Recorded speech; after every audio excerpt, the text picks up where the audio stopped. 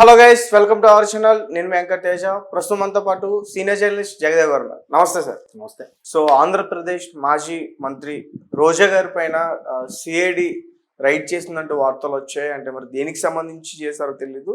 Arrest అవ్వబోతుంది మరికొద్ది గంటల్లోనూ కూడా వార్తల్లో రావడం నేను చూసా. ఆమెతో పాటు ఇంకొక ధర్మాన ఆయన కూడా అరెస్ట్ అవుతున్నారు అని చెప్పేసి అంటున్నారు. అసలు దేనికి అరెస్ట్ చేస్తున్నారు? ఏంటి ఇదేనా కక్ష చర్యలా, లేకపోతే అసలు ఏమనుకోవాలి క్వశ్చన్? ఎందుకంటే ఒకటి, తప్పు చేసే వాళ్ళ మీద చర్యలు తీసుకుంటే కక్ష సాధింపు, తీసుకోకపోతే మేము ఎంత జెన్యున్గా ఉన్నాం చూసారా, మమ్మల్ని కూడా ఎవరేం చేయలేకపోతున్నారంటే వీళ్ళు చూసి ఇంకో 10 మంది రెడీ అవుతారు. సో ఏది కరెక్టు? చర్యలు తీసుకోవాలా వద్దా? నెక్స్ట్, కూటమి ప్రభుత్వం వచ్చి ఆల్మోస్ట్ ఆల్ 2 నెలల పైన అవుతుంది. ఈ 2 నెలల్లో జగన్మోహన్ రెడ్డి గారు చేసిన ధర్నా ప్రకారం, లేదంటే రాష్ట్రంలో జరిగిన కొన్ని రకాల అల్లర్ల ప్రకారం చూస్తే కార్యకర్తలకు అన్యాయం జరిగిపోతుంది, ఎవరికేదో జరిగిపోతుంది అని అన్నారు తప్ప కూటమి నుంచి సరైన చర్యలు తీసుకోలేదు, ఎవరి మీద కేసులు కూడా వేయలేదు. ఒకవేళ వేసినా కూడా అంటే వేయలేదు, వీళ్ళు కవ్వింపు చర్యలకు దిగినా కూడా సమయంను పాటించండి అని చెప్పి బాబు గారు కానీ పవన్ కళ్యాణ్ గారు కానీ ఇలాగే చెప్పారు. మీరు సమయం పాటించండి, వాళ్ళు ఓడిపోయిన బాధలో ఉన్నారు, వాళ్ళు రెచ్చగొట్టే ప్రయత్నం చేసినా కవ్వింపు చర్యలు దిగినా మీరేమి ఇది అవ్వద్దని. దానికి క్రింద స్థాయిలో ఉండే కొంతమంది కార్యకర్తలు కూడా బాగా ఊగిపోయారు.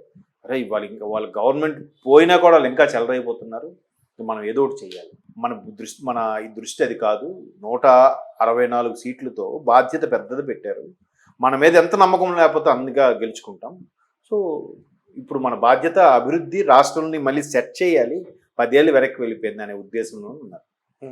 ఇట్లా గవర్నమెంట్ కూటమి ప్రభుత్వం ఇలా నడుచుకుంటుంటే ఒకవైపు సెక్రటేరియట్లో కొన్ని ఫైల్స్ మాయమయ్యాయి. ఏంటి, కూటమి ప్రభుత్వం వచ్చాక కూడా మదనపల్లిలో సబ్ కలెక్టర్ ఆఫీసులో కేవలం డాక్యుమెంట్స్ ఉన్న రూమే కాలిపోయింది, ఛాంబరే. దీన్ని ఎలా చూడాలి? ఎందుకు కాలిపోయింది అంటే దానికి సంబంధించిన కీలక పత్రాలు ఏవో ఉండకూడదని సాక్ష్యాలతో కాల్చేశారా, లేదంటే ఇక్కడ సెక్రటేరియట్లో ఉన్న కొన్ని కీలకమైన పత్రాలు దొంగిలించబడ్డాయా? ఇది రీజన్స్. అయితే కక్ష సాధింపు అంటే ఎట్లా? గతంలో చేసిన తప్పుదాలకి చర్యలు తీసుకుంటే కక్ష సాధింపు. ఒకవేళ చర్యలు లోపలికి వెళ్ళినా తప్పు న్యాయమే గెలుస్తుంది, కడిగిన ముచ్చినా తిరిగి వస్తామని మాట్లాడుతున్నారు. ఒకవేళ కక్ష సాధింపు కాదనుకుందాం, నిజంగా అనుకుంటే గవర్నమెంట్ ఫామ్ అయిన వారం రోజుల్లోనే అన్నదమ్ముల కేసులు పడాలి కదా. కొడాల నాని గారిని, వంశీ గారిని, అందరినీ, మన రోజా గారిని, ఇప్పుడు మీరు అంటున్నారు కాబట్టి ధర్మాన కృష్ణప్రసాద్ కాదండి, ధర్మాన కృష్ణదాస్ ఆయన పేరు, జోగి రమేష్ గారిని, ఇవన్నీ కూడా ఏవైతే చర్యలు తీసుకుంటున్నారో, ఏదైతే ప్రభుత్వ శాఖలకు సంబంధించి వాళ్ళ పనుల్లో చేస్తున్నారో అప్పుడు బయటకు వస్తున్నాయి. ఇప్పుడు జోగి రమేష్ గారు నేను విషయం వచ్చింది, ఏమొచ్చింది? ఏదైతే క్యాన్వాసింగ్లో 2019 ముందు, ఎలక్షన్స్ ముందు జగన్మోహన్ రెడ్డి గారు చెప్పారో అగ్రిగోల్డ్ సంబంధించిన ప్రతిదీ బాధితులకు న్యాయం చేస్తాం, ఆ ల్యాండ్ అమ్మైనా వాళ్ళు డబ్బులు ఇస్తాం, ఆ ల్యాండ్ లేకపోతే వాళ్ళకి ఎలక్ట్ చేస్తామని చెప్పారు. అది ఏమైంది? దాని మీద సిఐడి కేసు రన్ అవుతుంది కదా. కేసు రన్ అవుతున్న దాన్ని భూముల్ని వీళ్ళ పేరు మీదకి మార్చేసుకోనో, లేకపోతే వీళ్ళకి సంబంధించిన వాళ్ళ పేర్ల మీదకి మార్చేసి అప్పుడు వేరే వాళ్ళు కూడా అమ్మేశారంట. ఎట్లా అమ్మేస్తారండి? కేసు ఉన్న దాన్ని ఎట్లా కొనుక్కుంటారండి అటువైపు వాళ్ళు? మీరు ఎంత భరోసా ఇవ్వకపోతే అటువైపు వాళ్ళు కొనుక్కున్నారు. గవర్నమెంట్ మాదేనబ్బా, 30 ఏళ్ళు జగన్మోహన్ రెడ్డి సీఎం, నీకేం తిరగలేదు, ఎవడో అడిగేది లేదు అని చెప్పారా? అలా చెప్పబట్టి అందరూ కొనుక్కున్నారా? సో ఇప్పుడు ఏ సిఐడి కేసున్న దాని మీద మళ్ళీ రిజిస్ట్రేషన్ అయ్యాయి కాబట్టి ఏసీబీ వాళ్ళు కేసు ఫైల్ చేశారు.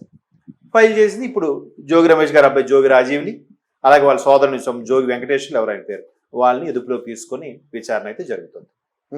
సో ఇప్పుడు రోజా గారిది ఏంటి, ఏదో టీటీడీ టికెట్లు స్కామ్ చేశారని రకరకాల స్కామ్లు చేశారు ఆంధ్ర.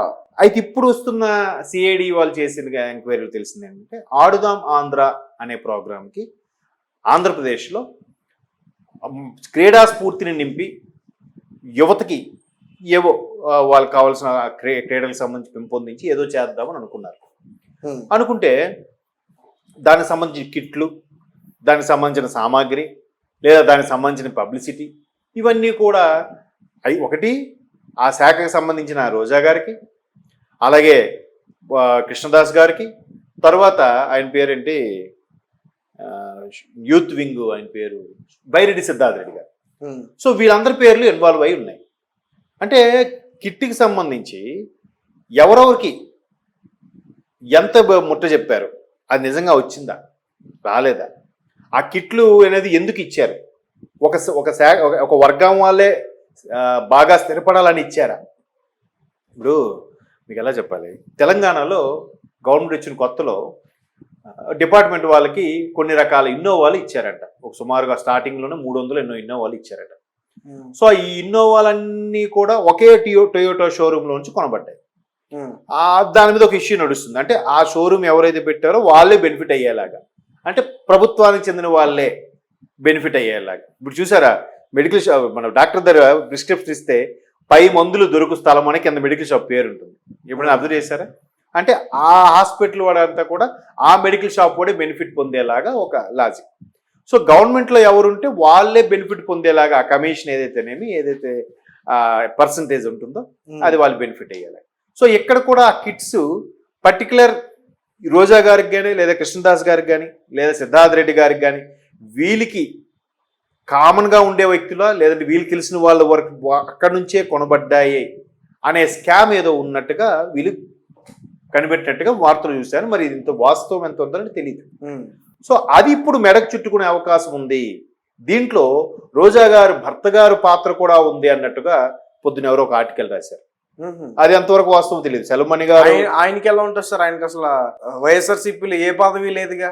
అది ఆర్టికల్ చూశాను, వాస్తవం తెలియదు. ఇవాళ రేపు సోషల్ మీడియాలో కానీ దీంట్లో కానీ కొన్ని వార్తలు పూర్తి స్థాయిలో నమ్మడానికి లేదు. కానీ సిఐడి విచారణ ఎవరెవరిని పిలుస్తున్నారో వాళ్ళు సస్పెక్టెడ్ వాళ్ళని పిలుస్తారు.